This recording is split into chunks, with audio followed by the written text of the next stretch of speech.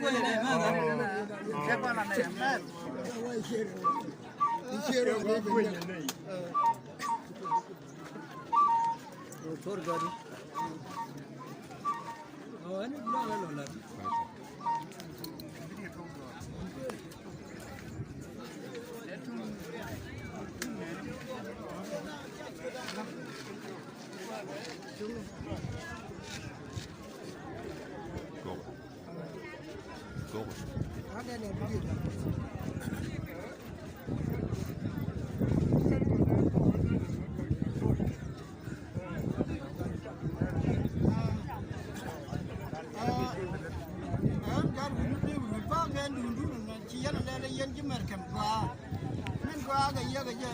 team yan dung quan đồ nó còn ôi chưa biết rồi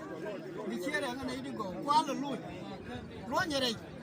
vì cái là bên nhau cái liang tham để bên lối điện vừa thế giờ nó để là gì anh cả rồi nó để anh cho cũng chưa cả bên đây là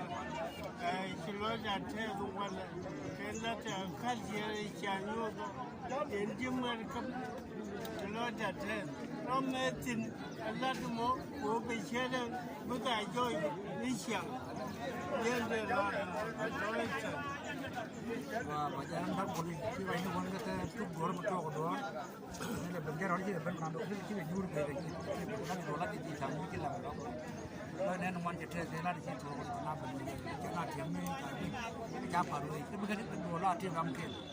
เราอยู่อยู่ที่เราอย่างนี้นอนที่ที่มันบ้านเราจะบ้านเราวิ่งไม่ได้เราไม่ได้อย่าวิ่งอย่าไปเช่งมาช้าช้าเราช้าวิ่งช้าวิ่งบ้านวิ่งอยู่ในร้านเช่งอะไรดูขั้นที่เราดูชื่อเลยรุ่นนี้เช่งแบบรุ่นนี้ที่มันเช่งเดี๋ยวเราก็ทำเลยก็พอรำแล้วหนึ่งเราคุยบุรุษเราเช่งมาเช่งเราไปบางวันหน้าถึงแล้วบุรุษเนี่ยเราเมื่อเช่งคนละอะไรเช่งดันคนเช่งอะไรเนี่ยไม่ต้องเดือดร้อนก็ลงมาช่วยนี่ด้วยแต่เท่ที่ดูลงยินกันมันยินกันว่าแล้วจะเอาจอกยากเชื่ออย่างนู้เชื่อเลยทำแล้วจะเชื่อทั่วไปทั้งว่าจะก็เราเคยยุ่งมือนี่ว่าจะเคยบีว่าจะแมนเคยบีnói là tuần qua ba ngày chúng tôi ông ấy chia là người lấy được ra được cái cho đây nên thuê cái nên đây là gì yên đó là thế nào trên thiêm cái quýt cái thiêm ở đây này đây có một cái trên này gì mà thấy ra đâu bầu yên anh thế mà năm ở quýt chân mà chân là bắn hoàn chân chân đó đâu nhau đi bạn chẳng hạn đó là có phải bằng ngoan, phía đây giờ qua là nước chụp hình, mà nước ơi chồng ngủ cái chia này, để cái năng cái gì, mỗi cái phim mà qua, cái mỗi mình cái biên mà qua, mà nó qua rồi kia, giờ nó nhỏ hơn nên cái bao giờ nên, anh em quên quét chia rồi quét kia, cái nào cái nó quét kia, cái bao giờ, mình nó chiên đi là tất cả cho là cái chiên đi là cái tất cả quét tiền đâu mà cái chiên dây tin cái chiên dây tin cái chiên bị chụp chưa có thể quét tiền đang đâu bao thì cái chiên bị chụp thì cái chiên đó tin cái chiên mà ra nó tin